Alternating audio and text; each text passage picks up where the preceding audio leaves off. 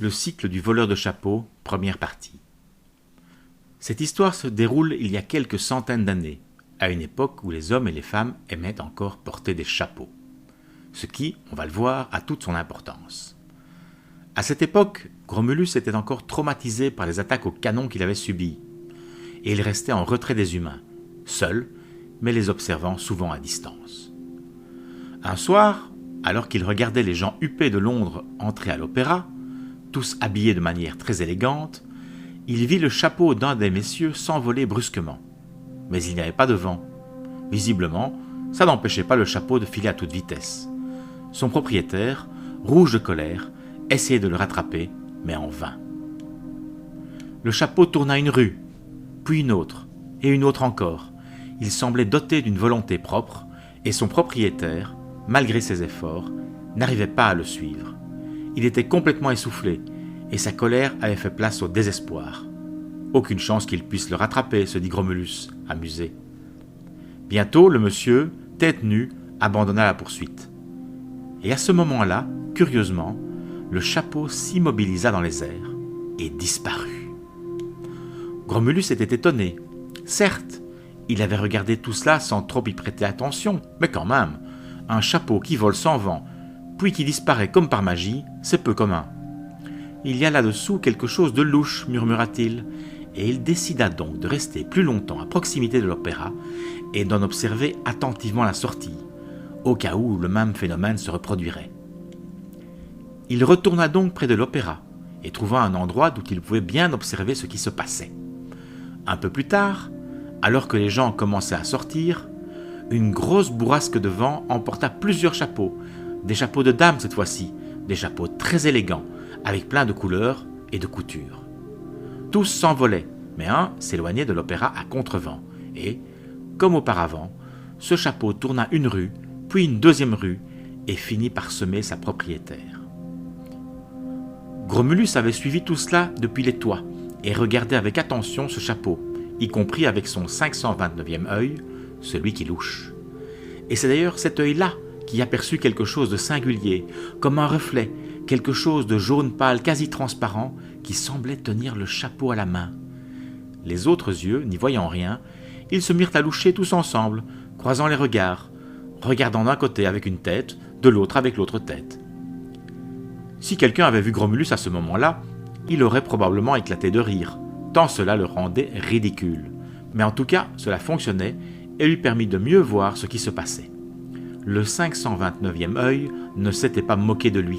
Il y avait bien là, en bas, une espèce de monstre jaune transparent, à peine visible, qui tenait le chapeau dans une main avec un grand sourire, visiblement très content de lui. Gromulus essaya de se rapprocher, mais le monstre l'aperçut et s'enfuit à toute vitesse. Bon sang, comme il allait vite! Pour Gromulus, c'était vraiment difficile de le suivre, surtout en louchant de tous ses yeux.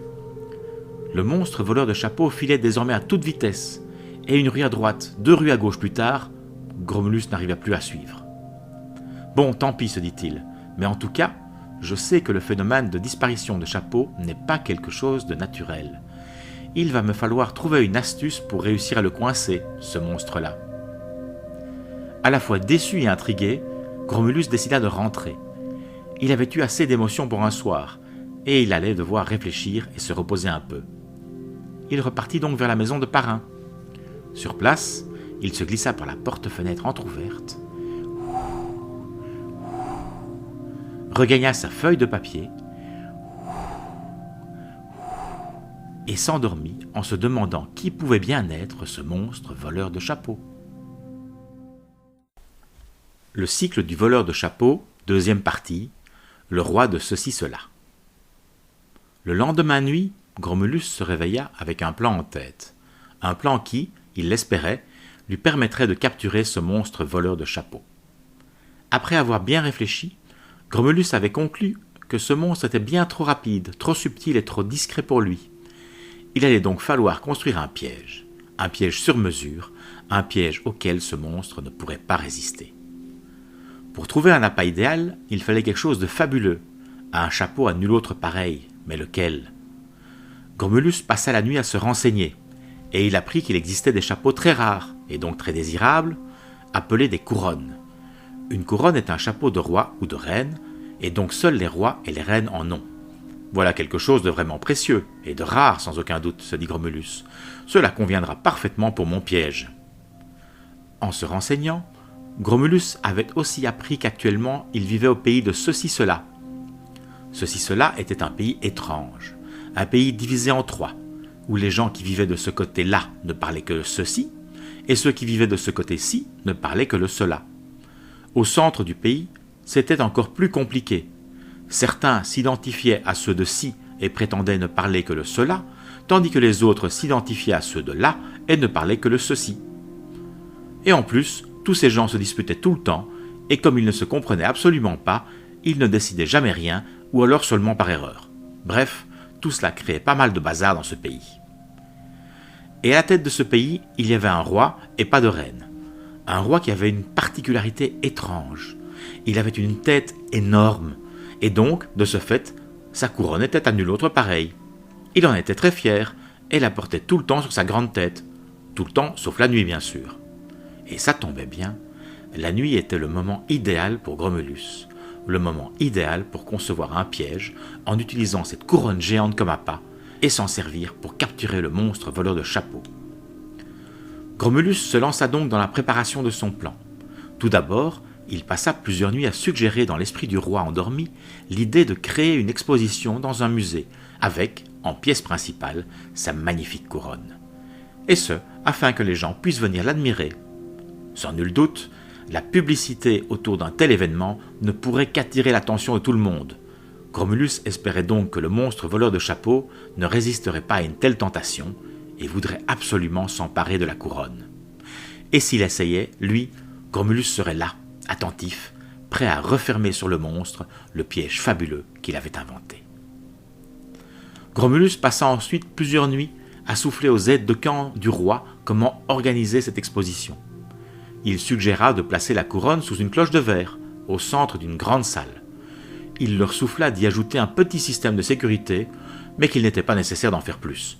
Après tout, leur murmura-t-il si doucement qu'ils crurent que l'idée venait d'eux, notre roi est un bon roi, aimé de tout le monde, et donc forcément, personne ne s'abaisserait à voler sa couronne. Disposant de toute la place dans la pièce, Gromulus comptait s'installer dans un coin, d'où il étendrait ses tentacules tout autour de la pièce et bloquerait les portes avec ses pinces géantes. Une fois à l'intérieur, le monstre voleur de chapeaux n'aurait plus la possibilité de ressortir. L'exposition fut rapidement montée. Les hommes du roi étaient efficaces et obéissaient sans broncher à toutes ses volontés. Très vite, l'exposition fut ouverte au public et du matin à la tombée du jour, plein de gens se pressaient pour la visiter. Puis, le soir, après que le dernier visiteur soit sorti, les gardiens se contentaient de fermer la porte et les grilles aux fenêtres, et s'en allaient.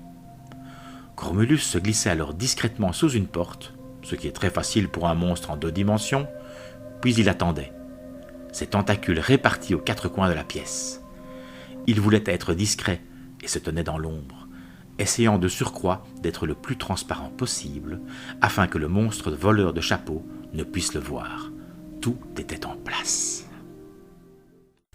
Le cycle du voleur de chapeaux, 3e partie, la capture.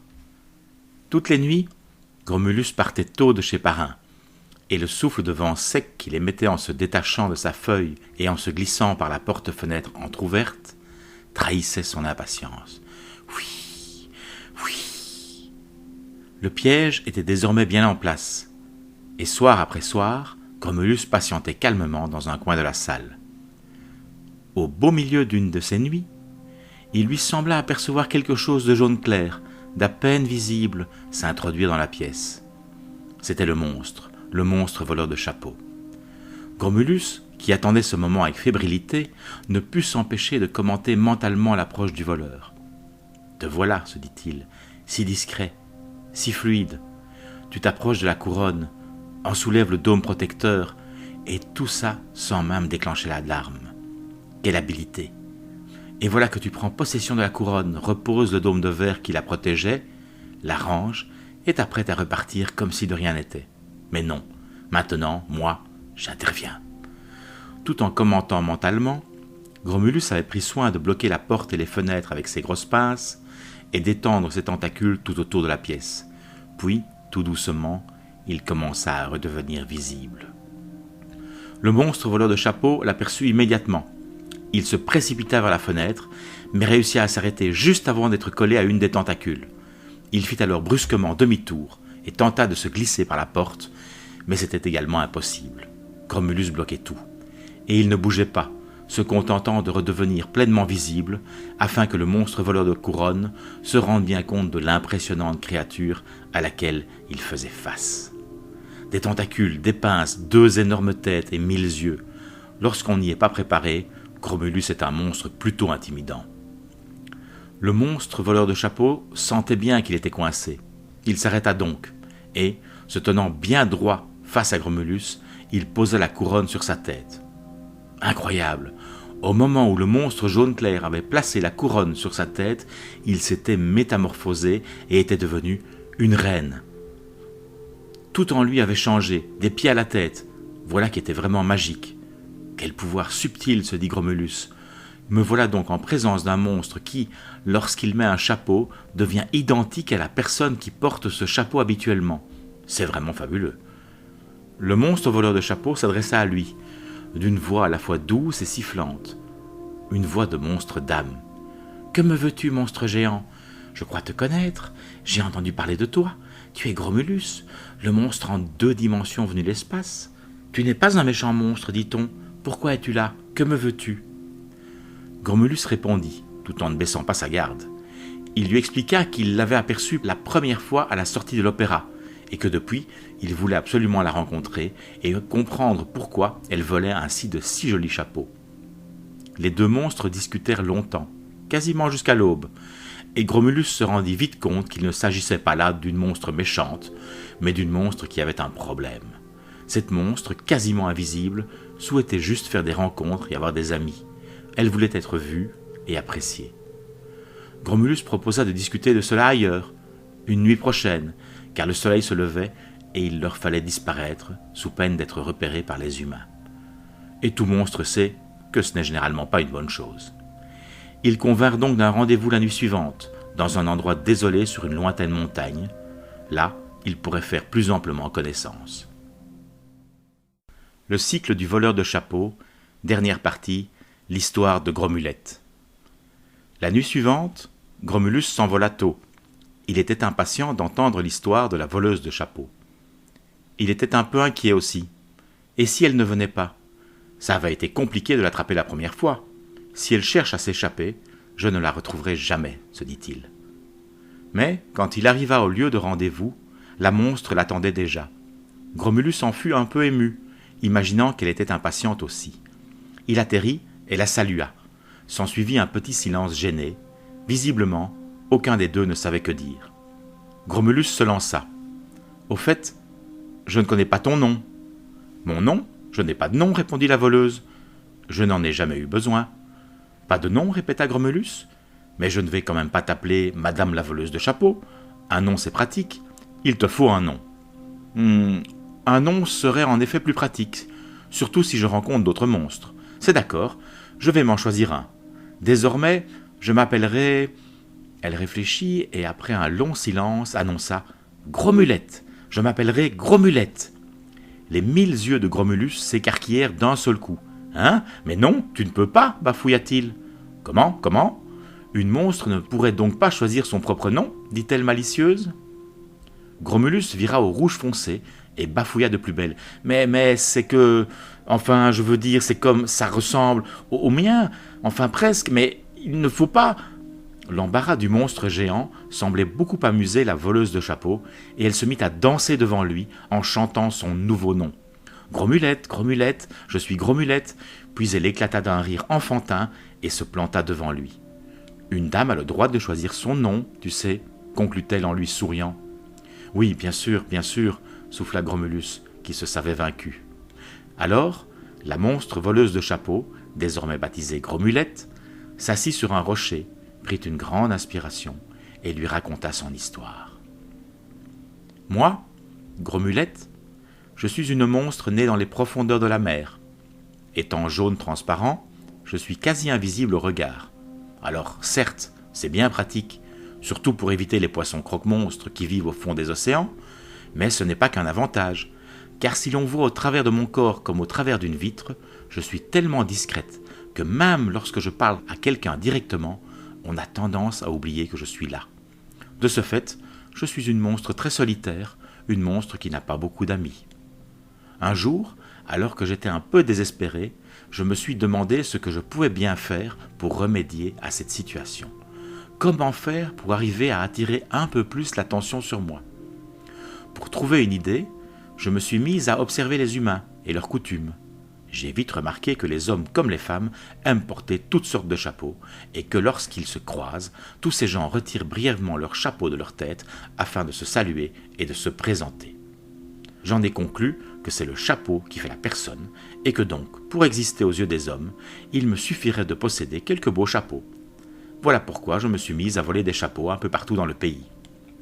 J'en ai volé de toutes sortes, des chapeaux de forme, des chapeaux ronds, des chapeaux de cow-boy, de nombreux chapeaux élégants et compliqués de dames, mais aussi des casquettes de travailleurs et de marins. J'ai même parfois pris des bonnets, avec ou sans pompons. Mon chapeau préféré reste cependant le chapeau claque, celui des magiciens qui y font apparaître des lapins.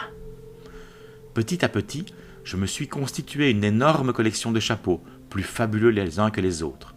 Et ça m'a donné plein d'occasions de rencontrer des gens, de leur dire bonjour, tout en les saluant d'un coup de chapeau. Mais le mieux est que je te fasse une démonstration, conclut-elle. Gromulette avait en effet amené quelques chapeaux avec elle, et elle lui montra à quel point ces transformations étaient magiques.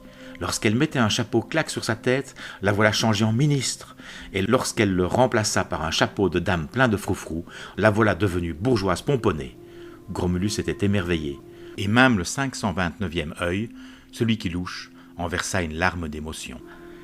La nuit passa ainsi, pleine de moments « oh » et de moments « ah ». Et lorsqu'au petit matin, Gromulus rentra enfin chez Parrain, il se dit qu'il était décidément bien content d'avoir rencontré ce nouveau monstre, cette voleuse de chapeaux, désormais nommée Gromulette.